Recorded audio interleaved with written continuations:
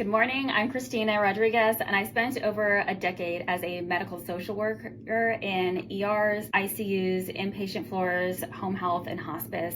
And now, as the founder of the Fundable 15, I advise payers and investors on the ROI of social care. There's no buy button for a social worker in healthcare. Our work gets coded under somebody else's license. So Medicare sees us as overhead, even while our interventions prevent readmissions that cost $15,000 to $27,000 each, protect CAP scores that drive stars bonuses, and cut high utilizer ED rates by over 60% in pilots like Aurora Sinai. In Arizona alone, workforce readiness linked to social care represented $25 million of stars swing for plans. So HR 4185 is not about expanding scope, it's about aligning Medicare payment with state law so that services that social workers already provide, like discharge planning and care coordination, are finally visible in the financial plumbing of the system. So how do social workers contribute to patient care? I think about the discharge clock. So in many hospitals, once an order is signed, the hospital has 90 minutes to line up transport, medications, home health, equipment, and benefits. And if any one of these spokes fails, you buy an extra $3,000 inpatient day or a $15,000 to $27,000 readmission if the patient is discharged before complete readiness for the community. Social workers are the only licensed professionals that are trained to integrate community benefits and mental health inside of that clock. And that is margin defense in action. Thank you so much for kicking us off, Christina. Absolutely. So one night I rerouted a patient's home health referral when the original agency delayed the start.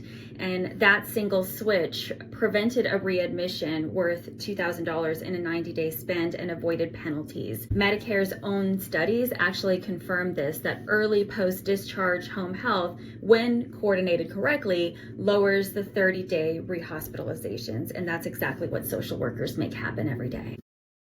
Thank you for that, Christina. Nurses focus on clinical management, and social workers integrate psychosocial, medical, and community factors. So freeing up just one physician hour saves hundreds of dollars, and that's the workforce alignment that we're really advocating for here. Physicians want to treat, we need them to treat, we need doctors to be doctors, nurses need to be nurses, they need to manage care. Social workers clear all of the bottlenecks that we need for good clinical outcomes and for really the maximum efficiency of all of our healthcare dollars in improving the health of the public. So social workers provide the resources for housing, benefits, transport, caregiver readiness, and that all of those things, if those needs are not met, they can clog the operational throughput. So when social workers are funded, length of stay shortens,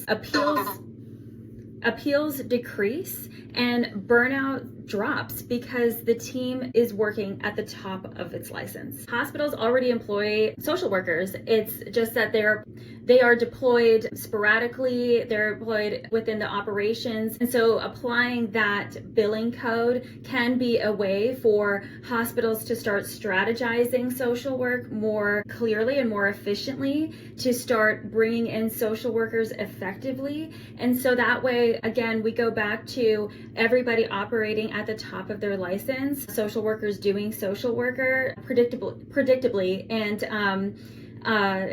again, so with that billing clarity, we can finally start to justify expanding staff, and plans under STARS pressure will move fast under that. Arizona and Florida alone show the financial upside is too big to leave on the table.